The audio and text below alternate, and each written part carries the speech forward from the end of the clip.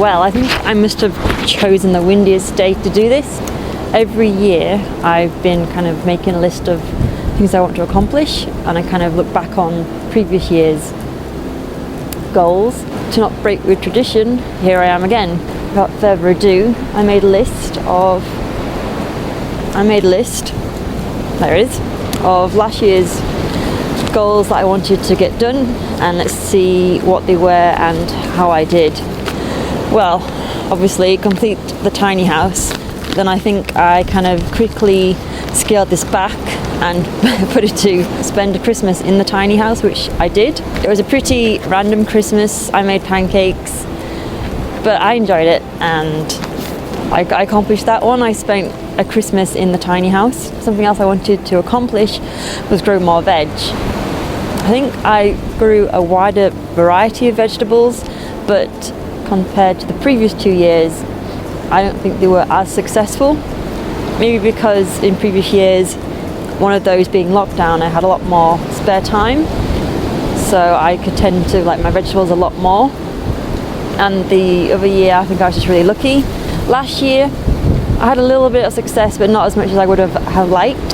I definitely grew more veg, but I wouldn't say I was as successful, but I still had fun. I love going out in the garden. Another goal I set myself was to read 20 books, which I did. At the end of this video, I will, if you're interested, we'll go through all the books that I did read. But I managed to read and get through 20 books, which was cool. Climb more trees was one of them. I did climb more trees, but I probably should have set myself maybe a goal. Fix my motorbike. So I did replace the starter motor, but that didn't solve the problem. So in the end, my bike was coming up close to its MOT renewal anyway, so I just took it into the mechanic who was able to fix it for me.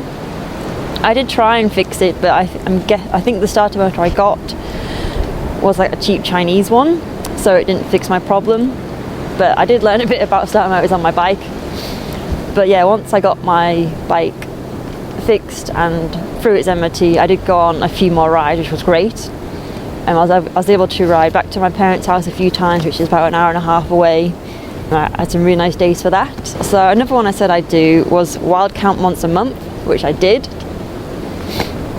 I actually wild camped a few more because I did it with friends. But yeah, I managed to wild camp once a month, which was great. Something else I said I would do would be to try something new. Off the top of my head, nothing stands out as trying something new.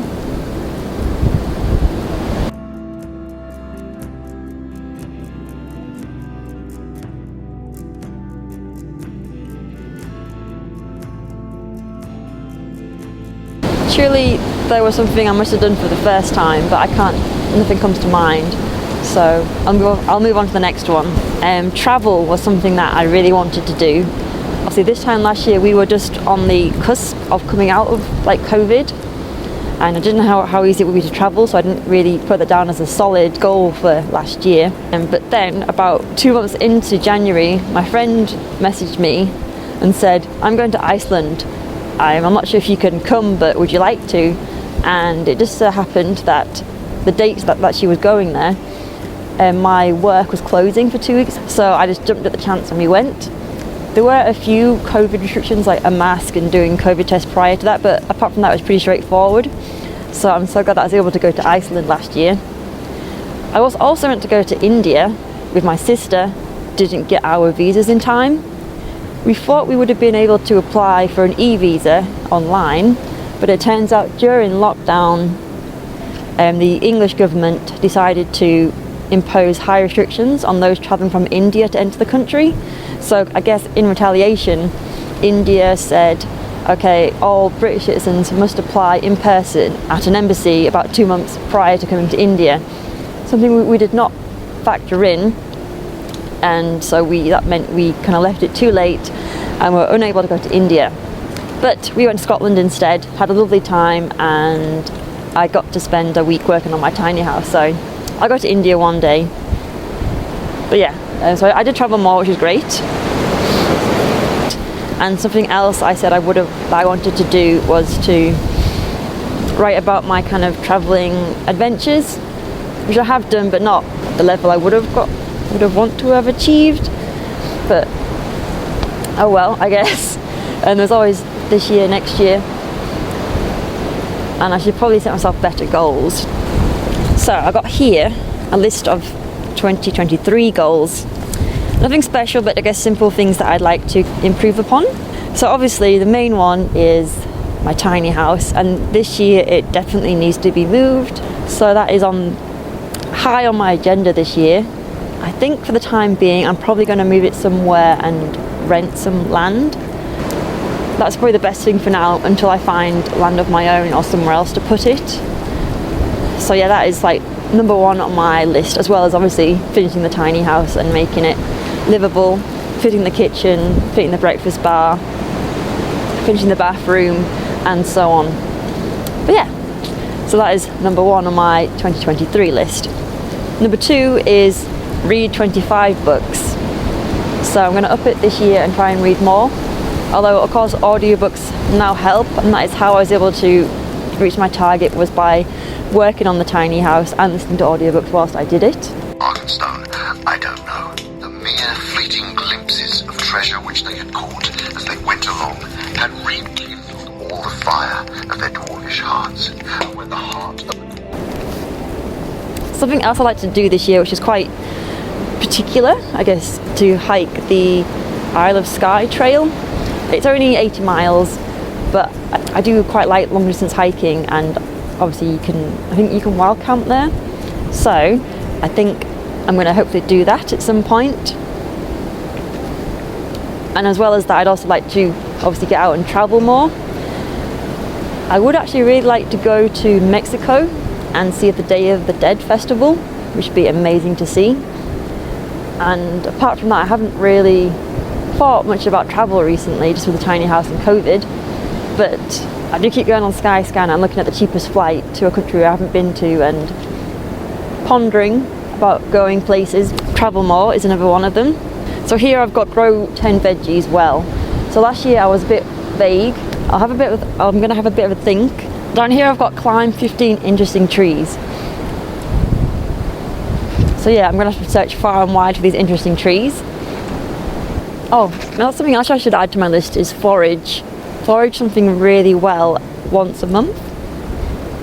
So yeah, I guess I'll add that to my list. Wild camp elsewhere. There's some really cool places that I found to wild camp, so I need to get out and wild camp in them. One of them is in the Peak District, so I'd like to go back there. And another one is and I call it Tolkien's Wood. It's got nothing to do with Lord of the Rings, and it really reminded me of Middle Earth and Lord of the Rings, so I'm going to go back there. Plus there are so many bilberries, so I want to take a massive pot and collect them all. Well, not all of them, but a lot of them. So yeah, camp elsewhere, and that's it. I'm sure I'll think of more. Oh wait, there's another one.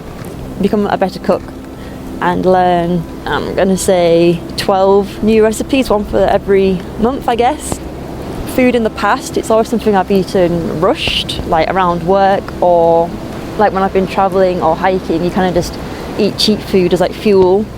You never really take the time to sit down and relax and enjoy a good meal. So I guess 12 recipes, that's what I'm going to aim for this year. Recap. Number 1, move the tiny house. Number 2, read 25 books. Number 3, cook and learn 12 new recipes. Hike the Skye Trail, travel more, hopefully go to Mexico Day of the Dead, or maybe somewhere really cool for Christmas next year. Grow 10 vegetables really well. Climb 15 interesting trees, wild camp elsewhere, and forage something new, or once a month, so 12. So by the end of the year I should have foraged 12 new plants. I hope that was coherent, and I hope you could hear me above the wind. It's going to get dark pretty soon, but I am looking forward to summer and this coming year of all the things that are going to happen, all the exciting things. And I'm going to head back. I'm going to make a stir fry, something nice and healthy after a Christmas full of eating chocolate biscuits, because they're like chocolate biscuits are my biggest weakness. I hope you enjoyed this little recap video on my goals for the coming year. I hope you've got some fun and exciting things also planned for yourselves as well.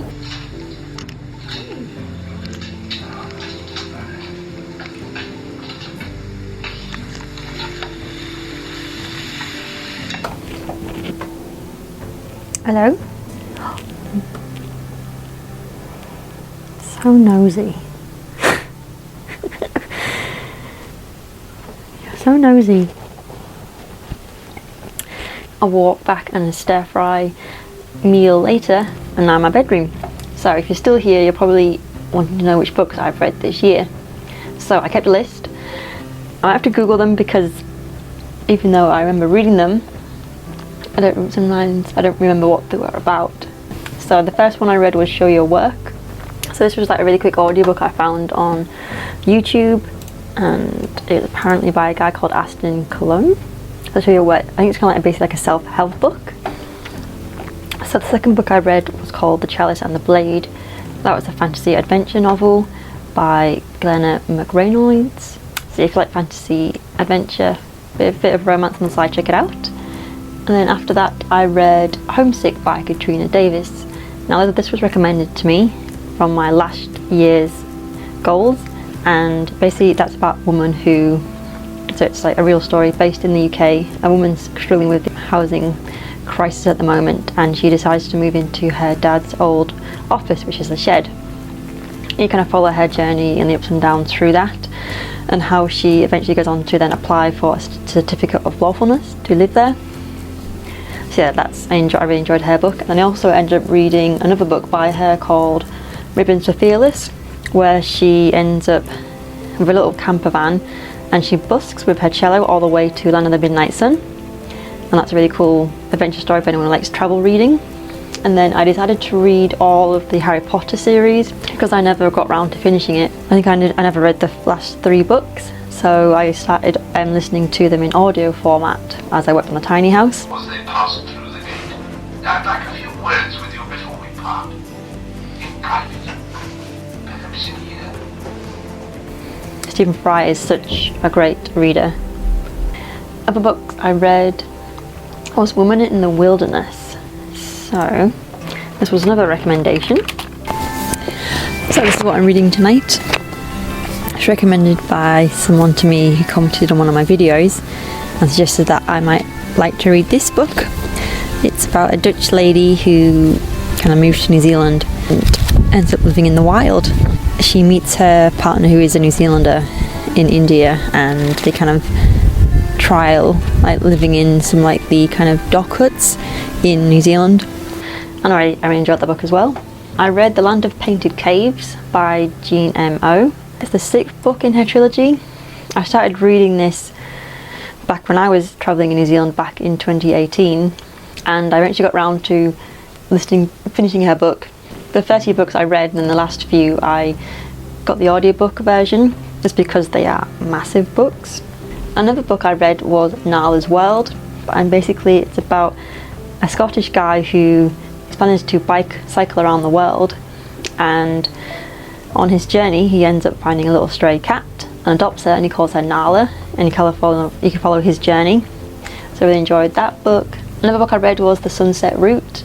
This is by an author called Kara Quinn, and I've read her books before because she's hiked the Pacific Crest Trail and she wrote about that, and then this is the second book by her, and it talks about her adventures freight hopping, growing up in Alaska, having a very deprived childhood. That was quite eye-opening.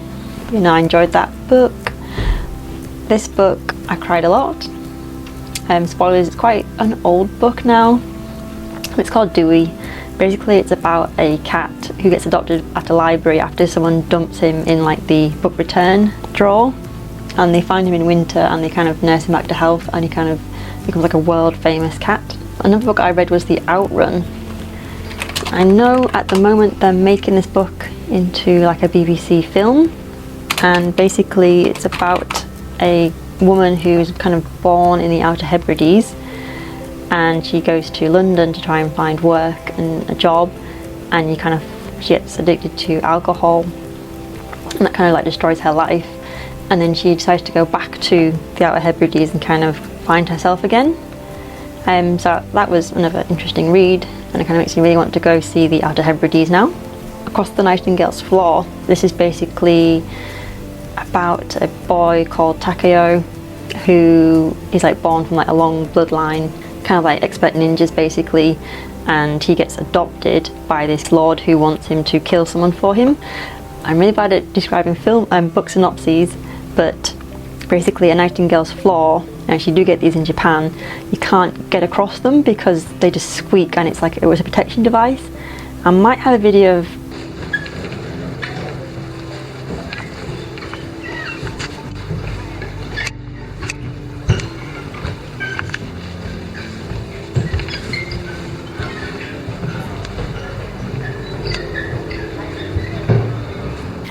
and the last book I finished this year was The Hobbit. So I've been meaning to read The Hobbit and The Lord of the Rings for ages now. And since I actually got into listening to audiobooks so much, I got The Hobbit and loved it. Like, it's similar to the films, but not similar to the films. I don't really know how they got 3 films out of that little book, but yeah. And now I'm currently listening to The Fellowship of the Ring, and I've got a big pile over there, where are they, of those books to read, and a few dotted on my bookshelf. Hope you enjoyed this video and my little roundup of all the books I've read. I do really love suggestions, because some of those came from some really great comments last year, so if you think there's any books that would suit me, please write them down below. And yeah, and I'll see you in 2023. So yeah, bye.